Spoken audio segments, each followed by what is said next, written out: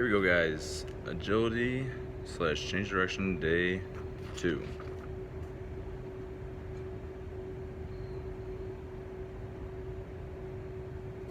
And what we're going to focus on today, we're already warm, or I am warm because I just filmed day 1, so I'm going to spare you guys, for the most part, the warm-up.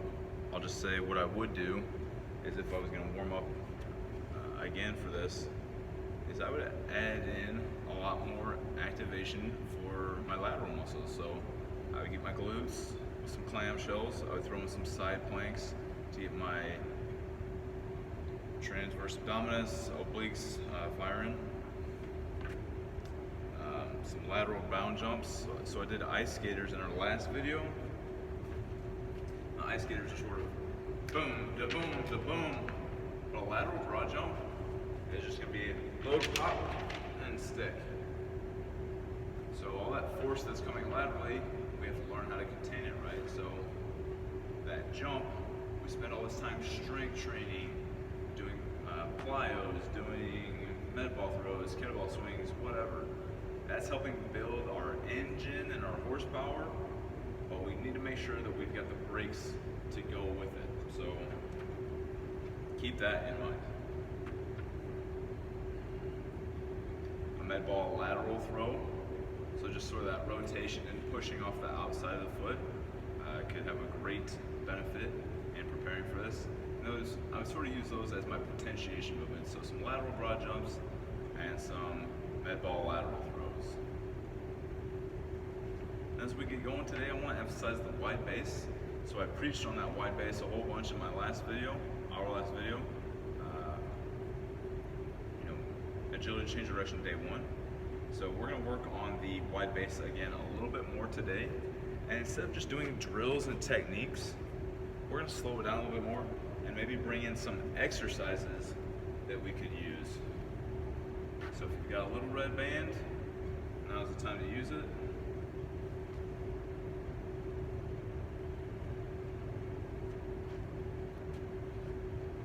So working on that wide base, just grabbing that red band, and this red band's pretty new. It's got some good pull to it. So when I pick my foot up, my foot really wants to jump in together.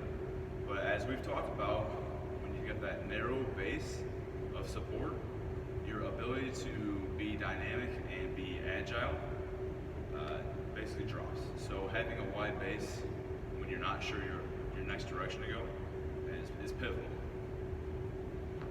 So a wide base right there. And again with that band, my base really isn't that wide. So I would consider, without the band, I would consider this more of a wide base. But with that band, the band's pretty new, it's got some good tension on it. So it's pulling in at me pretty good. So if you don't have one of those, any other type of band, this might have been one of those bands that has handles on the end of it, just something laying around. You can do an X walk. So at the base here, I've got very similar forces as that red band had on me, and now it's pulling my feet in together. So I'm training my body, especially my glutes, to be strong in that base of support. I'm also training my body not to bring my feet together, because what happens, let's say I'm on a basketball court and an opponent is dribbling in front of me, and I'm doing this, and I do one of these. Well, they know right then that that's the time to cross that ball under and go that way, because my body, my momentum's going this way, but my feet are together. So as far as going that way, I'm 1 or 2 steps out. Classic ankle breaker situation, right? So as far as a wide base goes, just doing some banded lateral steps can be a good idea. Another thing to work on would just be a back pedal. So you can do this as a warm-up. You could do some 45 degree back pedaling right there with a nice big wide base like that. Or you can elongate that a little bit and just draw it out. And again, I'm trying to pull with my lead leg and push with my lagging leg. to pull with this left leg and push with that right leg. And with that wide base, and change direction happens, I should be in a good situation, center of mass within my two base points. I should be in a good position to switch directions.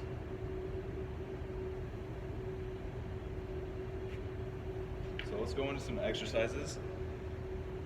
I think it sort of helps strengthen up some of our weak points. So my weak points are typically going to be in the knee and the core. But if someone's had ankle issues beforehand, the ankle is just it's not an issue for everybody, but once an athlete has an ankle issue, it tends to be sort of just a lagging anchor issue for them. So I bet somebody out there's got a saying about ankles and anchors, but if not, I'll start thinking about one. So you can do a single leg VMO squat.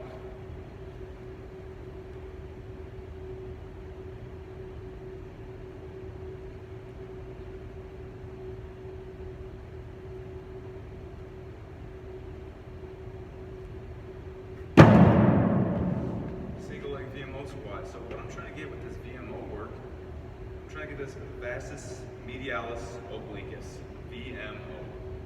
And what that muscle does is it basically helps with knee extension in the last 15 to 30 degrees of extension.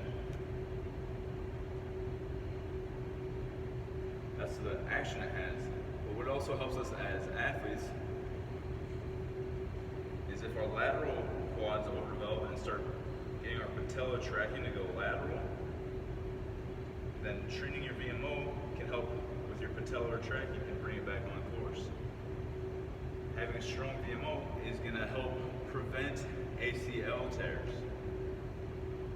So open field, athlete running, you see them buckle and do one of those, go down on their knees.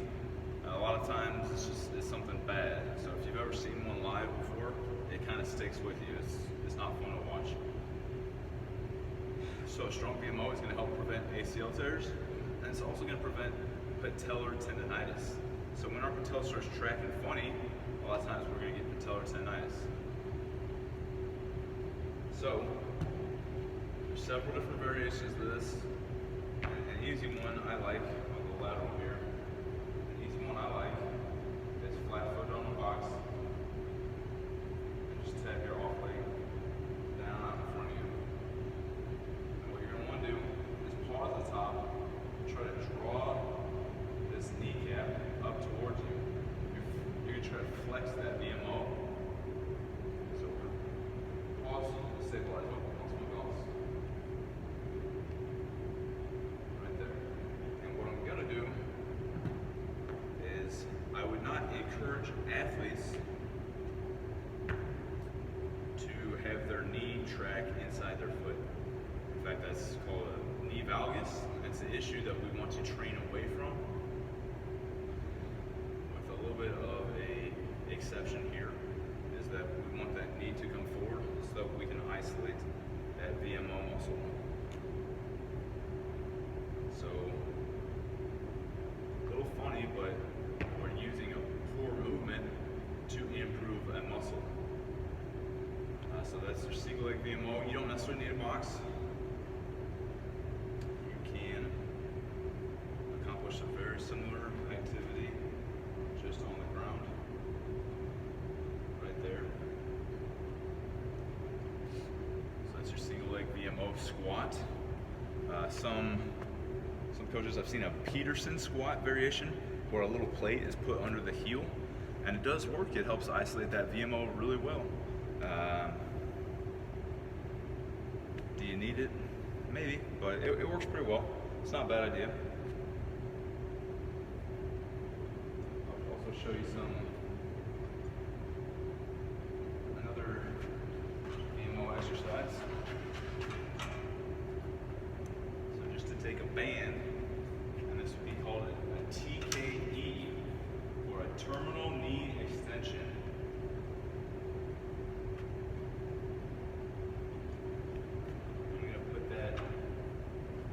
Above the back of my knee.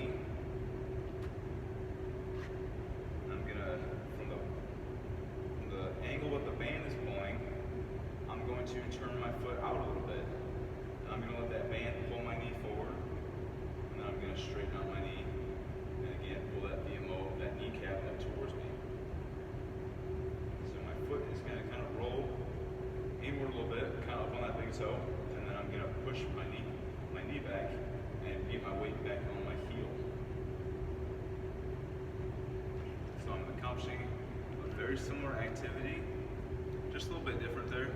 You know, you can do additional weight on your VMO squats. That works out okay. I think that the TKE banded variation, if you want to scoop back a little bit more and get more tension on it, I think that that's my preferred way to increase the intensity there. And for athletes who know what they're doing, I also feel like that isolates it just a little bit more. There's less moving parts. You're basically just straightening out your knee versus balancing and tapping your heel. And like, not that the VMO squat is the most complicated activity, but I like that. So again, I like to pair these activities with my change of direction, because that change of direction is a little bit more dangerous. It has a higher risk of injury because we're moving explosively, dynamically, and we're basically looking for the highest quality of movement. We don't necessarily want a quantity, like running a long distance and trying to get our heart rate up, but we want to go in aggressively and make hard cuts and changes and be able to outmaneuver our opponents, right? So a little bit riskier, so a little bit of strength training may help our cause. That's my thought process anyways. Do some banded ankle inversions and eversions. I sprinkle these in on our warm-up for day 1, but I'll bring them back in here. And what we'll do is just take a band, I'll loop it once, twice, kind of up around my toe box there. I'm going to keep tension on both hands, but when I work on foot pronation or inversion, I'm going to have my outside hand produce more stress, and I'm just going to let my foot pivot on a vertical line there, vertical axis, and I'm going to control it in and control it out, so I don't just sloppily go out. So it's a small little movement. I'm going to do maybe 20 reps there, and then I'll switch sides.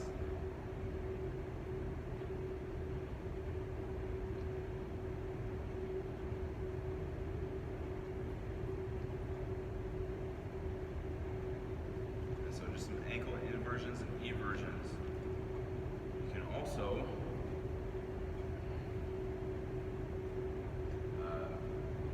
You can also set it up so that the band is over your toes, pulling away from them. And so if this is the bottom of your shoe, I'm not going to set it up because I think I can explain it pretty well here. You can work that anterior tib, that dorsiflexion, and you can just train the heck out of that. So a lot of us do a lot of calf work and calf raises, but not many of us do that anterior tib work. How necessary is it? I think an argument could be made there, but is it another option to strengthen and stabilize your ankle? Yes, it is.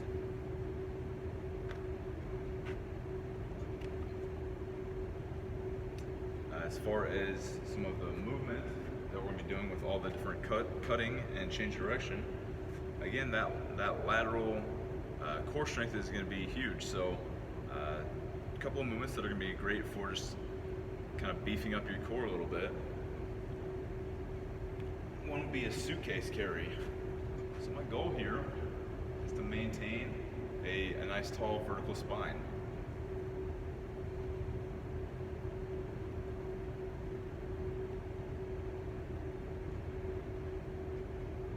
Unlike carrying a suitcase with the airport, right? Not the heaviest weight. I wouldn't want to grab something that's going to break me over, or that I have to lean and cheat it on my leg. I'd like it floating out in space. And I'd like my spine to stay nice and vertical. And I'm intentionally going to tighten up my belly. I might be leaning a little bit, but it's not because my spine is flexing. It's because I'm counterbalancing. My spine is still stable. I'm just happen not to be perfectly vertical. That's okay. So that's your suitcase carry. I we'll select the power-off press.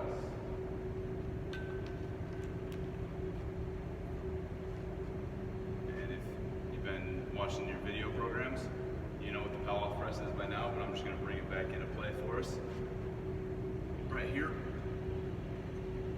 And you can do reps, you can bring it in and forward and back and out. You can keep it torso centered the whole time and do presses. And probably the variation that I've settled on recently and I'm liking the most is just to press it out there and keep it out there, whether it's for time or even better, I feel like I get the most out of it when I do some breathing with it. Fill my belly, empty my belly. So I like the tension that comes along with that and the activation. I feel like breathing during that power-off press hold is kind of my best spot there.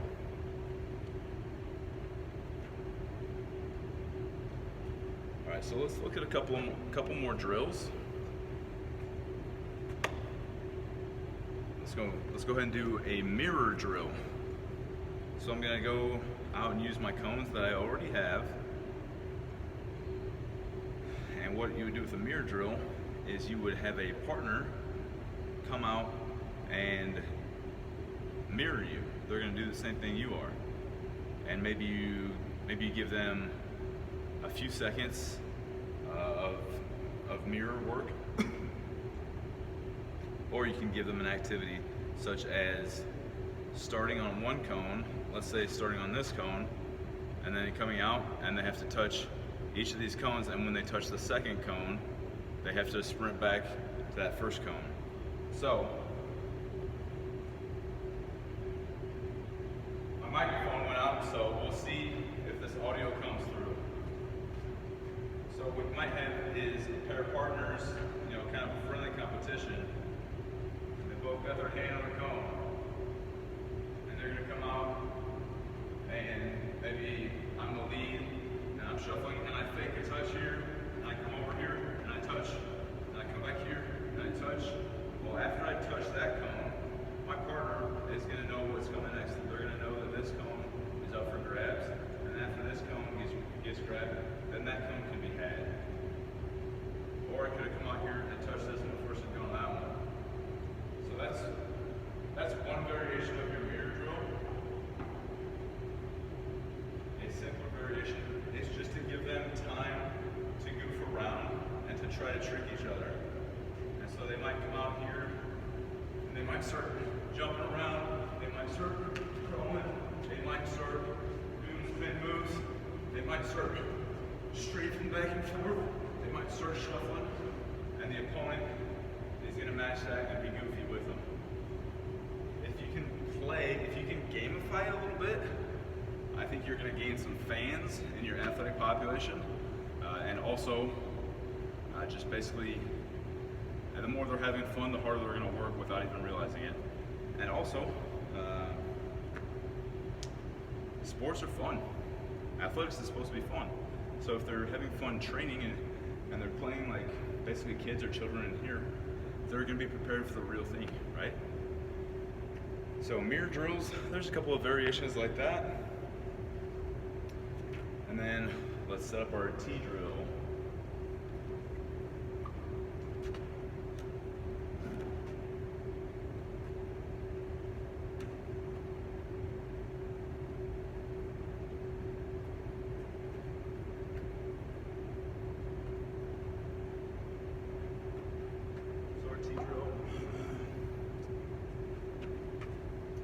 This is more or less going to be accurate.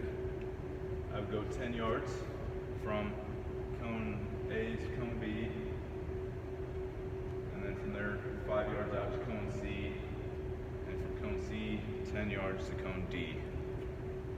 And probably fairly accurate here.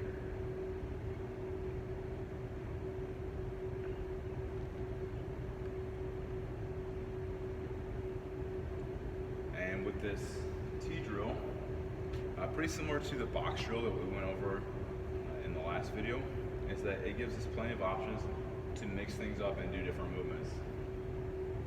If you want to warm them up, you could have them bear crawl, to cartwheel over, to sprint, to cartwheel back, to crab walk back, or something like that.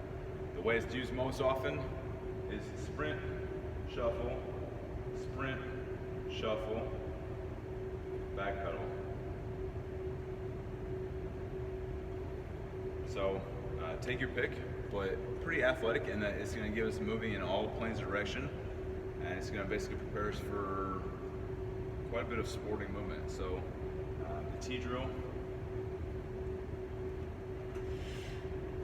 is going to look something like this.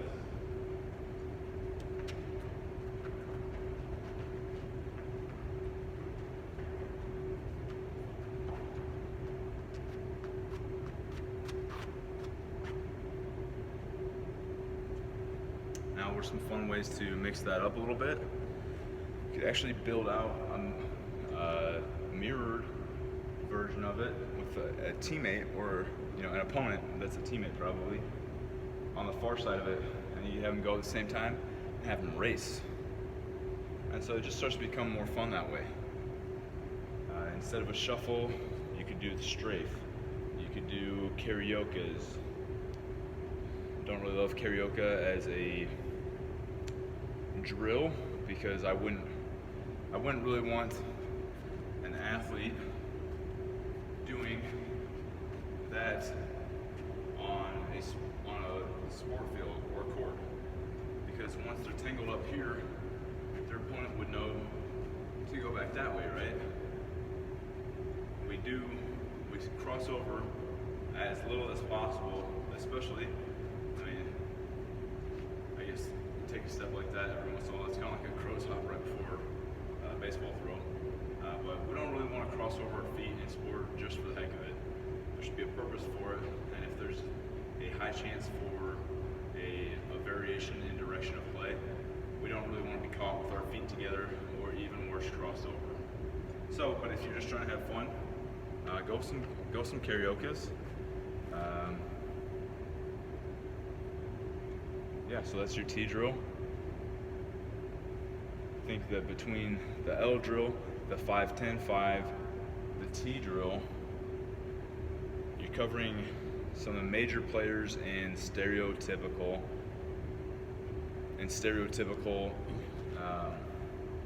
agility drills. And again, think back to our speed ladder. It's a tool. It's an okay tool. It's going to assist in warm-ups, maybe some ankle stability, maybe even a little bit of conditioning, or just variation, having something fun to do. But your speed on it is not really going to be great enough to, you're definitely not going to become, using the normal speed ladder that are out now, you're not really going to run in a straight line faster because you did like tango dance moves in and out of a grid, a hopscotch grid that's on the ground. And as far as agility, yeah, it's just an okay tool. It'd be a little bit of a warm-up drill, or something like that. So that being said, just want to rant for a second about